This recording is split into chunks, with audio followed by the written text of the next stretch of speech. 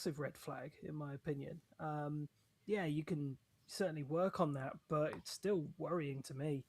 Um, the measurables are great, but I didn't like the player at all. I'm a -1 on him personally.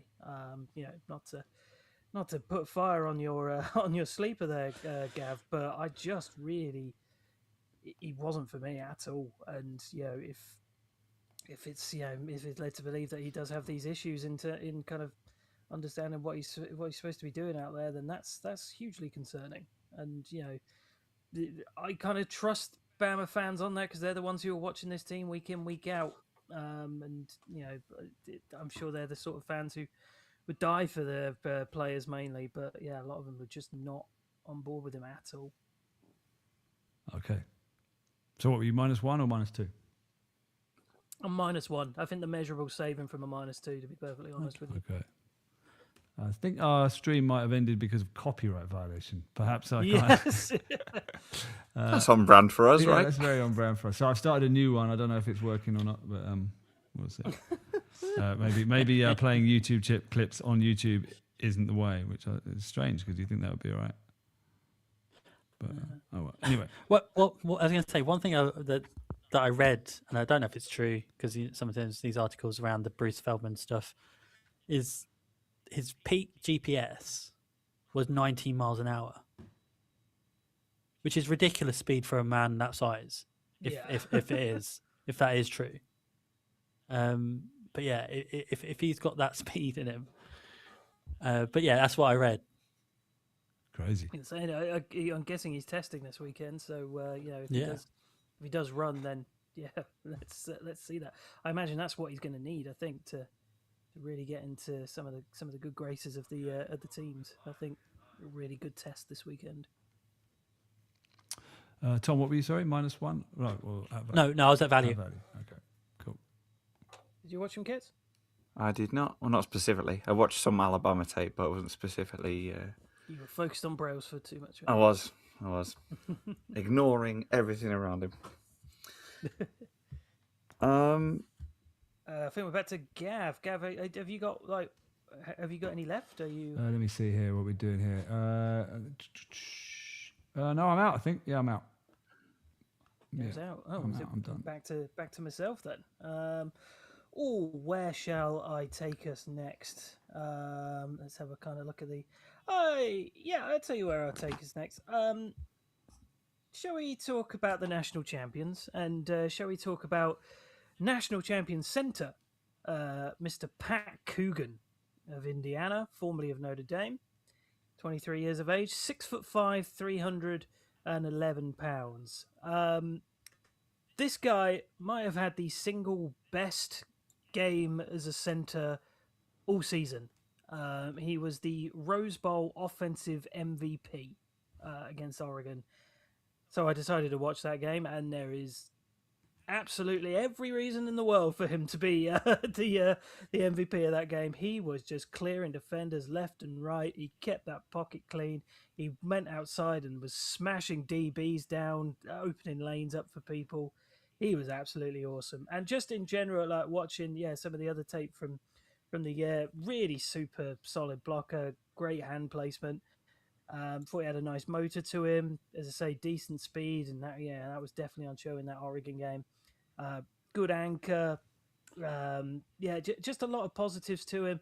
I thought he had a bit of a weird snap at times, but I don't know if that was just.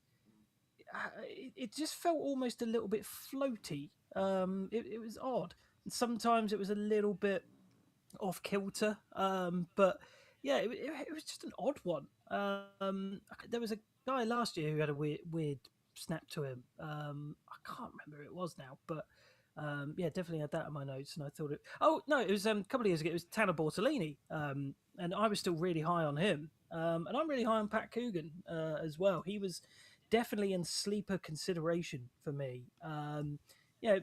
As I say, the anchor's generally good. There are inconsistent moments of that. There's definitely inconsistency in maintaining blocks throughout the run game as well. But in a centre class that I really enjoy myself, Coogan's definitely up there for me. I think that Rose Bowl game alone is amazing, but even outside of that, just thought he was generally fantastic. some things probably need to be cleaned up, but I think he's a smart, energetic, Duracell bunny of a beast I've put down here. Second team All Big Ten this year as well, and as you say, the national champion centre for Mr. Fernando Mendoza as well. I just think he was superb. It doesn't seem like it's kind of a one-off. It looks like he was good at Notre Dame. Admittedly, I didn't watch any Notre Dame tape, so if anybody did, please feel free to tell me if I'm wrong on that. But certainly from what I saw last year, I really like him. I'm a +1 on Pat Coogan. I think ultimately I'm going to end up liking a lot of these Indiana guys. But not just because they're national champions, but I think they're just a lot of these guys have played really well for there's no 5-star recruits on that team, and what they've been able to do is absolutely fantastic. But yeah, Pat Coogan, man, was just a really, really good tape watch for me. Did anybody else watch Coogan? Didn't watch him. I didn't, but what a great elite NFL name. Yeah. Pat Coogan, that's great, isn't it? Yeah, it sounds like a Hall of Famer from the 70s, doesn't it? Yeah. Yeah. Fabulous. Did you watch him, Tom? No, I didn't. I must admit. Oh, I am. Didn't see him. I am doing Coogan's Run alone. Nice niche reference there for anybody who. Very good. Right, Tom. But, Tom. Oh, sorry. yeah. Go on, Mark. No, carry I on. was going to just ask Tom if we got your sleeper yet. No, not yet. No. Let's go there then. Who we got? Okay, so let's go to, and I probably need help with this pronunciation, as I said before the show.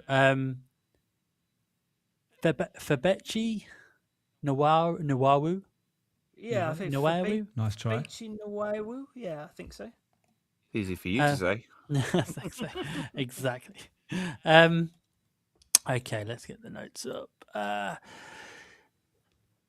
So this is a gentleman who was a true walk-on. He went to North Texas first and had a few seasons there, and then transferred over to Oklahoma. He is 6'4". I've got 3'2", 4". He is another big dude, and probably one of the best grip strengths in this draft. His anchor is absolutely brilliant. He is the highest graded pass protector in the guard class. He is awesome with pass protection. His processing and intelligence is really good. He's been known as a leader. He was the Pat Tillman Award winner at the Shrine Bowl for his intelligence. He is, what's kind of wrong with him and where the kind of the issues lie is the run game. While he has the best pass pro in college in a guard last season, his run game wasn't. His run game, he is not mobile. His mobility is lacking, and he isn't consistent in space. Pad level can be very inconsistent. A lot of people kind of talk, and I know, Mark, you said about going to centre. He has had some centre snaps, and it may be a better option for him in the NFL to go towards centre. But man, if you're ever going to see somebody pass pro, this is the guy. He is so awesome. I think me and Mark had a conversation over Twitter, and I called him a third down guard because for somebody to bring in to just do pass pro, he's amazing. If you could work on the run game and get him functional in the run game in a pass heavy kind of team, this guy is awesome. Absolutely awesome. So yeah, I think he's 7th round at the moment. I'm a +1. I like him, and he is my sleeper. Yeah.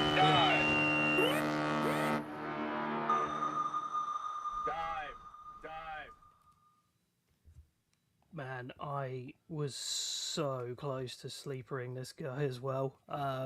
Like Rutledge really was like having a run for his money in the end. I do think it is that run game. To be fair, I think you've nailed the analysis there. Like, there's very little else I can add to what you said there. I think it was the run game side of it that kind of stopped me from sleepering him ultimately. But man, his pass pro is just superb. I don't know whether I'd rather him stick at guard.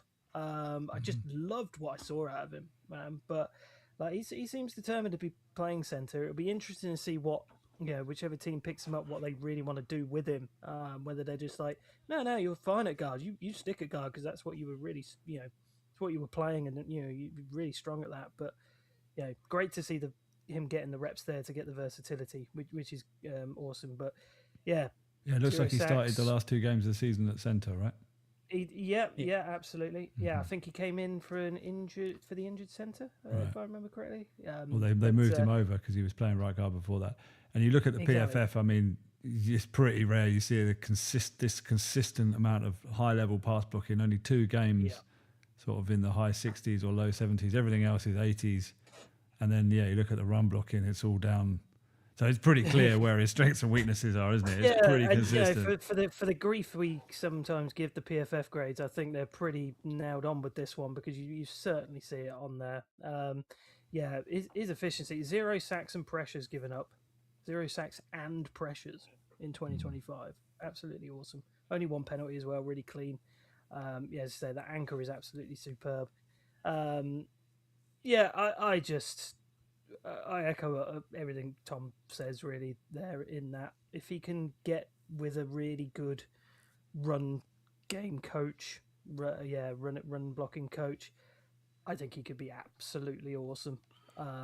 Maybe he's going to centre because he feels like he could possibly get a better chance, but I would take him as a guard 100%. I think he's that good. First team All-American in 2025 as well. Just awesome. He's a +1 for me, and as I say, he's so very close to being my sleeper. He's like not quite my sleeper 1B, maybe definitely my sleeper 2. He's definitely the guy behind. But what a player! I really am kind of really excited to see where he ends up. Like if he comes to the Steelers, man, I know he's maybe not quite what we need, but God, that would be some amazing depth. Really, really amazing depth. Nice. Right, so I'm out. Ketz, you got anyone left? I've got one guy left at Texas A&M. Armaj Reed Adams. Where's number 55? Is that his name? Armaj? I don't know. I just like the idea of him just being Armaj. I just want to draft him just to be like, oh, there's Armaj. Yeah, proper. Have you seen Armaj recently? Yeah. Exactly. Northerners round they're chuckling away to themselves around the country. Great for the northern contingent of this podcast. Yeah. Gav, how would you pronounce it? Armaj. Yeah. So it's just not as fun, is it? Yeah. Okay, so here's one for the Northerners. Armaj Reed Adams from Texas A&M. He's their right guard, 6'5", 330. Interesting background. He was very much a high school athlete. He competed in shot put, discus, and was part of the Mesquite Horn track and field team, which I believe was his high school. Before he came to Texas A&M, he also played at Kansas. A&M, obviously, I've mentioned this earlier, it's a downhill physical run power scheme with a dual threat quarterback. The PFF grades on this should be quite interesting, Gav, so it's interesting that you've got them up on the YouTube there. PFF rated this guy as the best combination of run blocking, pass blocking grades, and wins above average, which I know is a very PFF thing, in 2024. Second in the country, only to one Wee Willie Lampkin of this podcast fame. Trey Zune was also high up in this category as well, so it's worth bearing that in mind. But yeah, PFF really liked his 2024 I don't know what their thoughts are on this is 2025 because I don't have this full PFF access, but I'd be interested to see 2025 is if was you've that got any that thoughts on it, howler in Gav. pass blocking against Notre Dame. But yeah, it's kind of mediocre. Great, I'd say. Okay, cool. So in terms of the tape, then, I think he's okay at picking up adjustments in pass protection, including late pickup of an edge player to help his tackle when there was a kind of a late move around the outside. He's constantly looking for work. He's got the real high work ethic, high motor, whatever you want to call it. Most of his tape is quite solid. There's not really anything like particularly that explodes off the tape. I watched the Texas tape and the Florida tape. There was a loss to a pull move in the first quarter against Texas, worth highlighting. The Florida 2025 tapes showed some nice pass protection work, created a safe pocket for some deeper passes down the field. To me, he's one of these players that I've kind of summarized it as he does just enough, maybe without being particularly special on tape. The PFF numbers speak very highly for him, but I feel like he's more of a. I'm a bit lower than that. More like he's okay. He's at value. He's a safe pair of hands. That's kind of how I've And that value, looked dude. at him. Yeah. Don't know if anybody else watched him or any Texas A&M tape. I've put my thoughts directly into the WhatsApp group in the form of a meme. It's the SpongeBob one where he's muscly and then like really wimpy, and muscly is his run blocking. I think he's got strength, determination, and grit in his run blocking. In his pass pro, he feels like an absolute wild man with some really serious question marks about him. Yeah, I have real concerns about that. 6 pressures given up against Notre Dame, and that tape is rough as hell to watch as well. It is not a fun watch for him. And then 29 penalties in the last 3 years. That is not Wow. good. Okay. That needs cleaning up massively. He plays way too loose for my liking. Jumps in with little vision or nuance. But yeah, the run pro is not really bad at all. I think he's got good strength and good push to him. Auburn tape was a little bit better in that sense. He pancakes a guy in that. It's really, really good stuff. I think his motor's decent. I think he's a powerful hitter. Yeah, even with the pass pro issues, he did only give up 1 sack. As you say, the frame's really nice as well. But he's an older player. Certainly, he's a 6th-year player. I just think he has balance issues at times as well. So many worrying anchor snaps on tape for him. I'm just concerned to what he's going to be like at the next level. I know, yeah, he's second team All American, second team All SEC. You know, not terrible by any stretch in that respect, but yeah, I just think he needs a lot of work to him. I'm concerned about him in the next level. I'm -1 on him personally. He's not a guy that I would be really keen on getting. I like the stuff in the run game. You know, that's probably more of an at value to his pass pro being, you know, completely off the hook and concerning. So, yeah, not really my cup of tea, if I'm perfectly honest with you. You know, Northern contingent saying Armage aside. Yeah, no, not for me, that one. -1. Fair enough. +1 Northern name, -1 tape. Yeah, exactly. Yeah. Fair. All right. Who else has got someone they really want to talk about? Did you watch him, Tom? Did you watch Armage? No, I didn't. No. Didn't watch Armage. Okay. Right. Was that your last guy, Ketz? That's me out. Yep. Okay. Where can we go next? Yeah, I kind of just want to power through because I don't think I've got anybody. I'm just going to quickly look through. I don't think there's anybody major. Have you got anybody, Tom, that you're like really itching to talk about that's left? Not really. No. There's one guy that I briefly want to talk about, but other than that, nothing really that kind of puts out there. To be fair, there's one guy that I would really like to talk about, and somebody that I am really positive on, and another guy that was possibly in the sleeper contention, certainly. Jalen Farmer out of Kentucky, formerly of Florida. 21 years of age. Pretty younger guy. 6'5", 318 pounds. I really like what I saw out of Farmer. Only one penalty given up in 2025 as well, which is really good. Absorbs pressure really nicely. I think his anchor's great. Resets his feet really nicely as well. When it feels like he's almost getting beaten. Vicious player at times. This is your nasty sort of player again. Powerful hit. Certainly got some pancakes on his tape. He had a pressure rate percentage above 97% across 2 seasons, which is fantastic. Really, really good to see.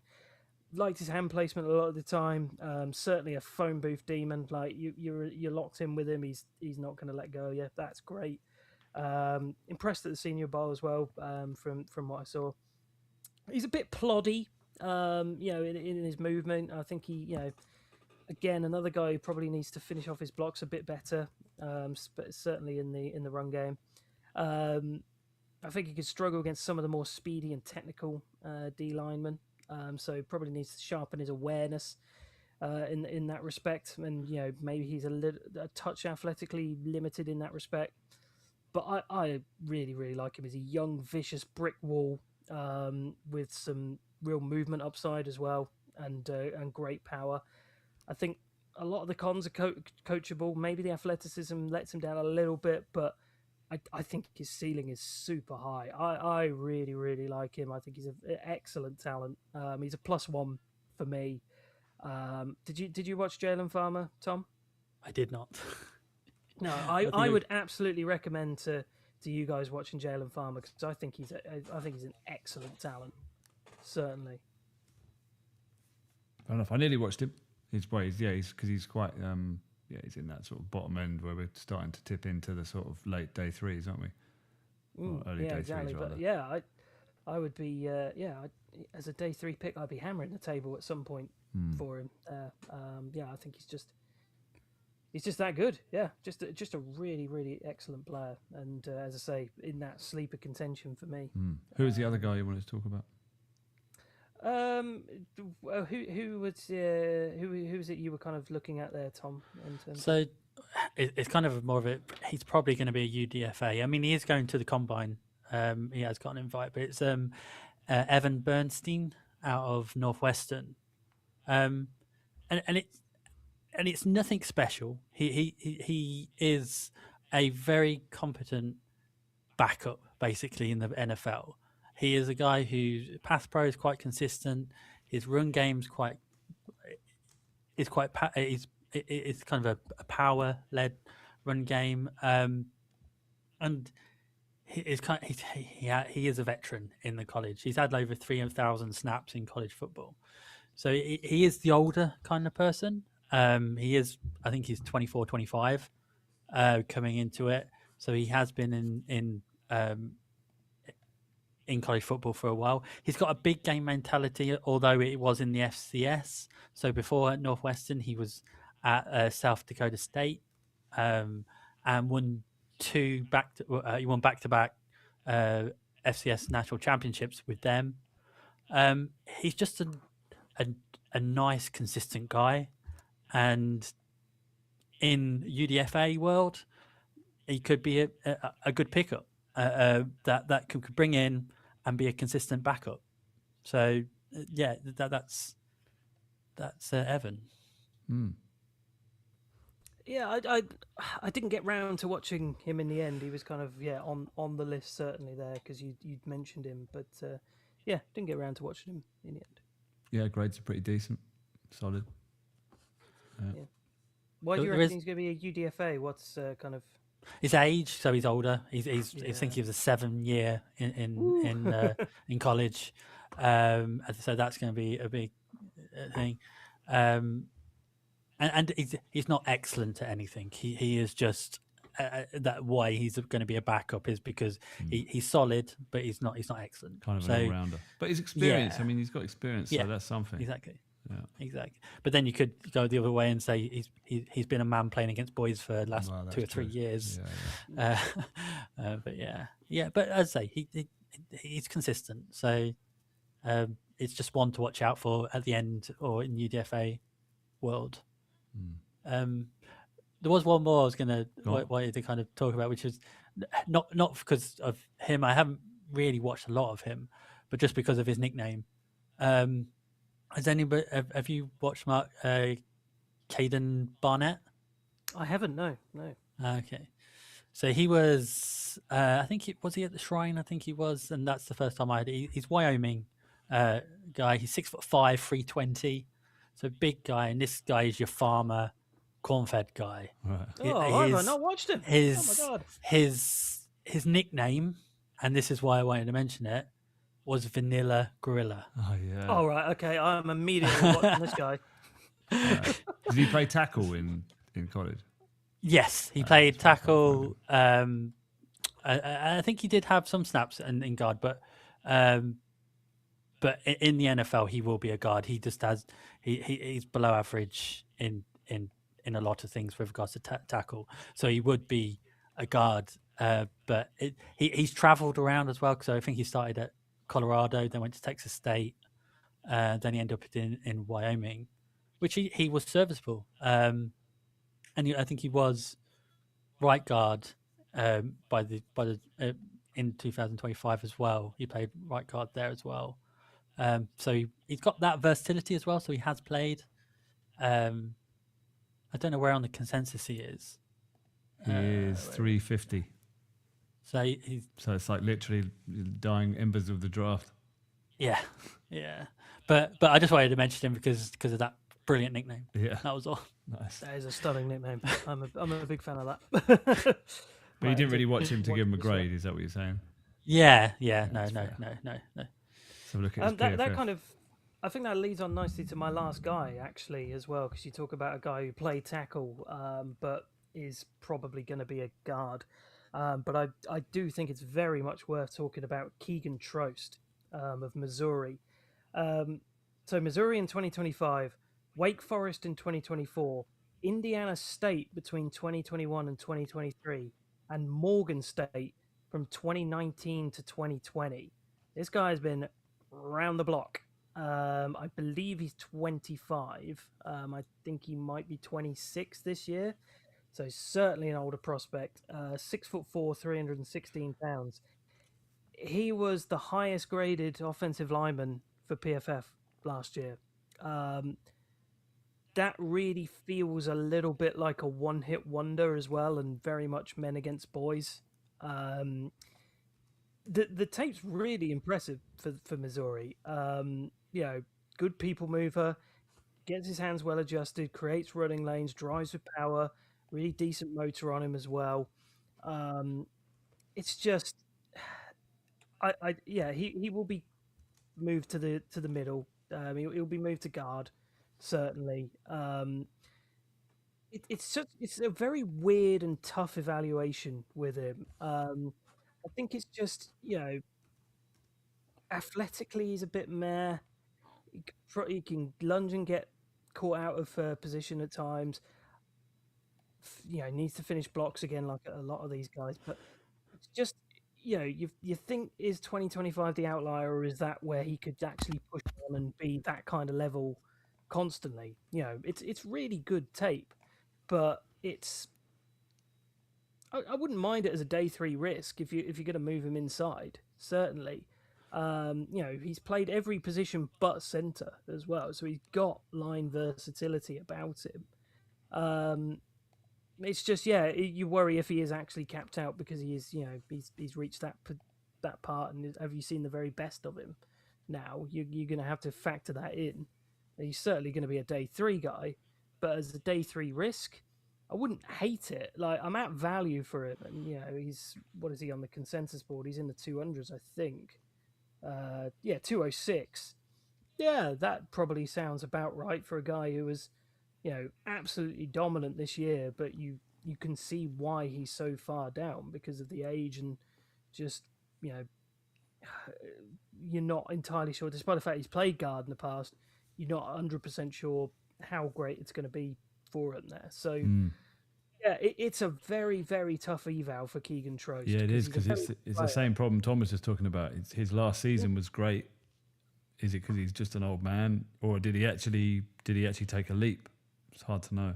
But yeah, this last season, if you're looking at PFF grades, nice grades across the board. I mean, his worst game was against Texas A&M. We know how bad how tough their defensive front was. Yeah, and the tape really kind of helped him, and it's particularly the tape I saw. But I watched a bit of him at Wake Forest against Cal as well, and you can kind of see the push that he had in 2025. The Cal tape wasn't bad by any means, but you can certainly see how he kind of improved going into 2025. So.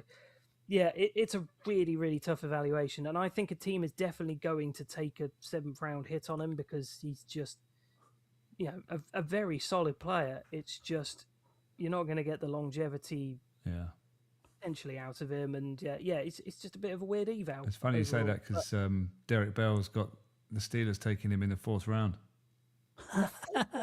Whoa! Yeah. Wow, pretty hard. And if you look at him, his hair looks pretty similar to Isaac Suamalu, so you could slot him in there and people might not even notice.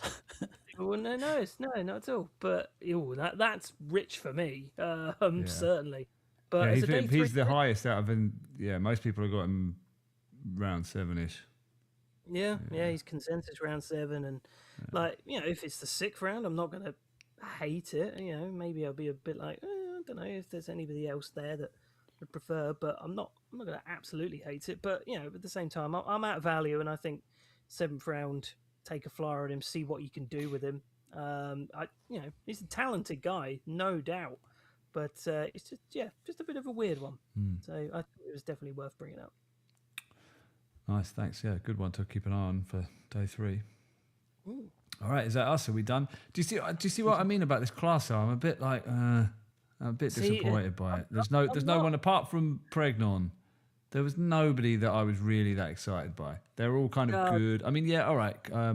Shouldn't forget Keenan Rutledge as well. He's, those two. I'm high on it, man. Okay. Like I really like this class personally, and I'll be interested.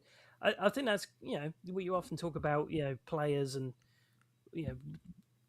between us and like not agreeing with it. So it's interesting to see if we agree between a whole class of people, like how well they do. A bit more difficult to track for us certainly, but I'm much higher in this class. I think it's going to be good. Fair enough. I think if you're looking for like a steady Eddie kind of class, this is it. It's kind of, it's not going to wow you, and the floor's not too bad. I just think. So I'm kind of in the middle. I'm not that high on it, but I'm not that low on it either. It's kind of a very okay kind of floor draft class, really, for me. Where do you lean, Kets? Yeah, I think the floor is a great point Tom just made, to be honest. If you want a very specific type of athletic centre, fill your boots. You've got about 7 to choose from, but maybe we didn't sort of see the big kind of power centers other than maybe the top, 2 or 3 guys. But there's none of the big sort of power guards, really, not power centers. You've not really got that kind of like absolute road grader type that we had last year. That was available in the 4th, 5th round. I don't think you necessarily got that. Maybe that's what this class is kind of lacking. Just a real road grader power guard. Well, you got Pregnon. Yeah, but that's what I mean. Outside of the top, 2 guys. Well, that's why I think we're reaching for like Jaden Roberts. Well, that's where I was as well. I was trying to find those powerful guys down below. Yeah, I think that guy's in 2027. I think that's the problem. Interesting though. Maybe the answer is to go and get one of the tackles that hasn't quite got the measurables to play tackle and try them out as a big power interior guard. We can't forget those guys, really, can we? I think they're definitely going to be like a Brian Parker or someone like that. I think it's got a future. Yeah, guard. Your boy Dunker, maybe. Dunker. Yeah. Oh yeah, just get Dunker. Job done. Yeah. Okay. That's all. Where was Dunker on? Get Caden Proctor if you want a power guard. My God. Proctor would do. Yeah, he's got a bit of heft, not hect, but heft. So Dunker's at 50.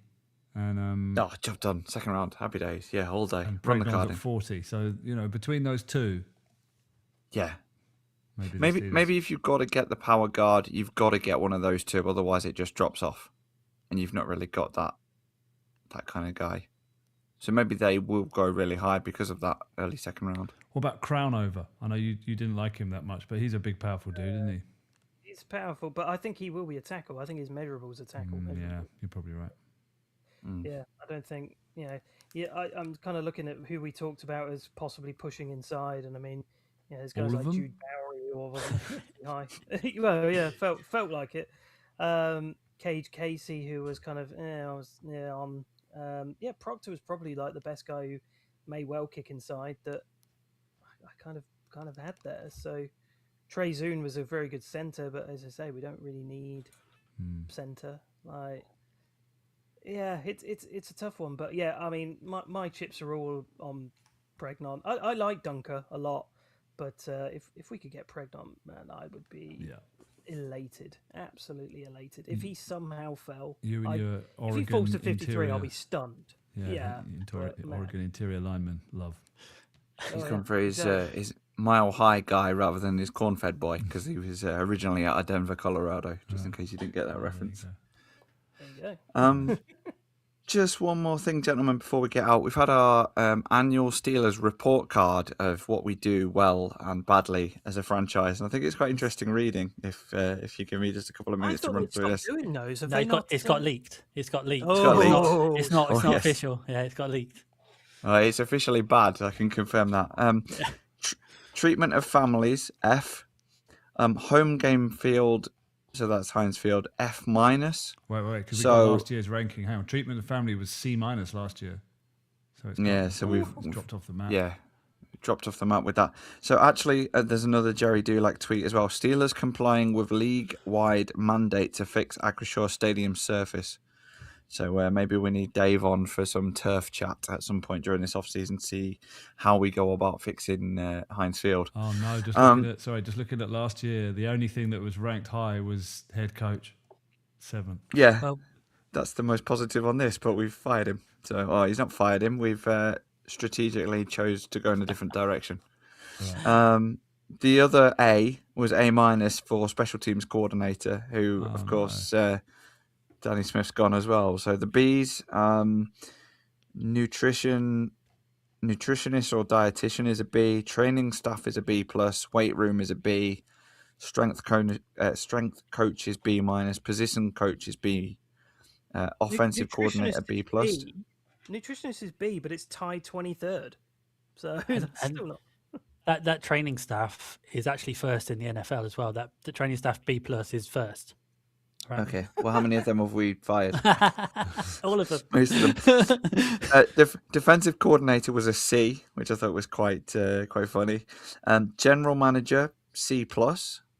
Interesting. That's an interesting one. Team ownership D-. But yeah, the really bad ones: locker room F-, treatment of families F, Heinz Field F-. I think that's from a quality of the field perspective rather than the stadium, I guess. But yeah, it's a pretty harsh critique. Presumably, is that from the players, isn't it? That come up with that. Yeah. Apparently, the comments around the F for the locker room is players reported that they only have 5 bathroom stalls for the entire team.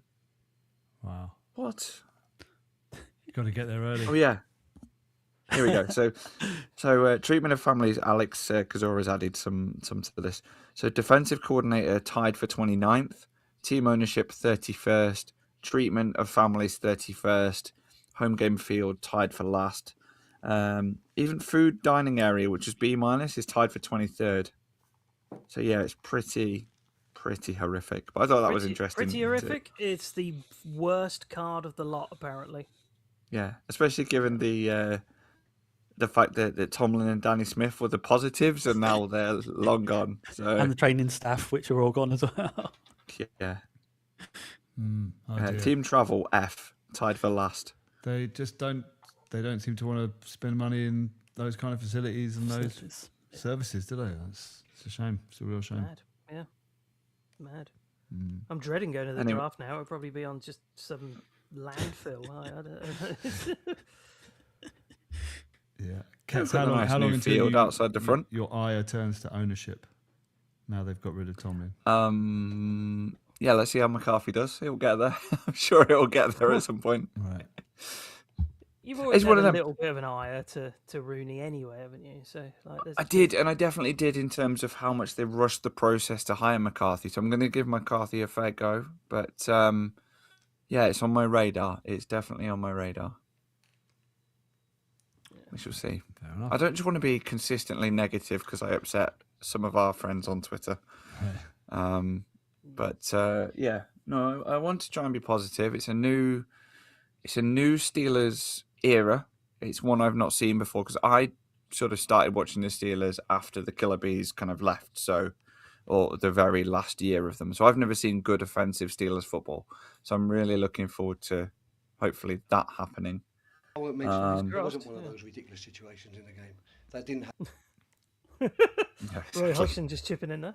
Yeah, it was nice to have Roy in a big spot on the podcast. Yeah, we shall see.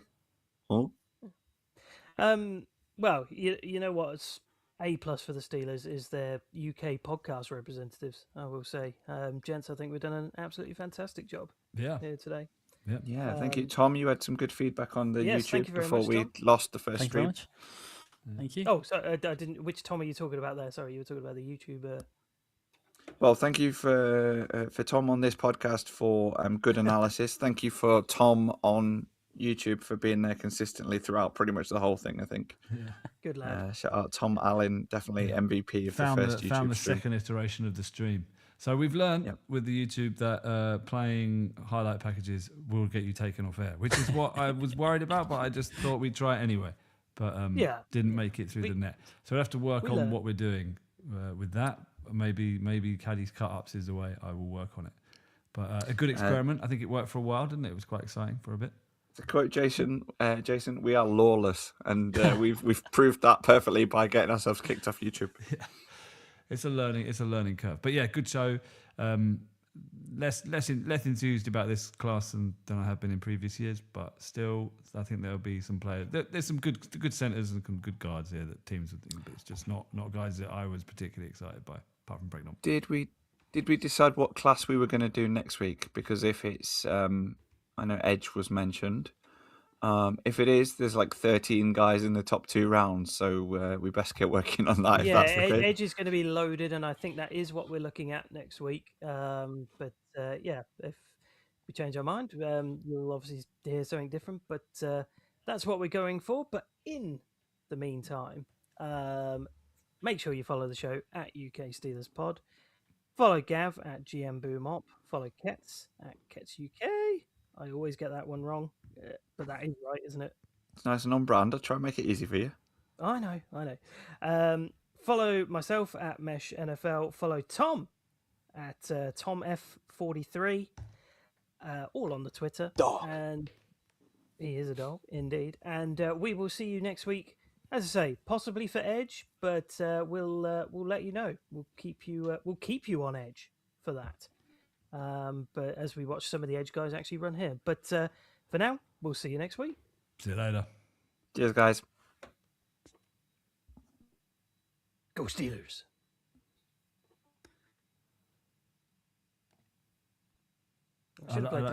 Didn't watch him, going to grab a drink. Okay. I've been trying to pick a gap to go and get some water. Yeah, I was like, "Oh, I've not watched this guy. Go, go, go!"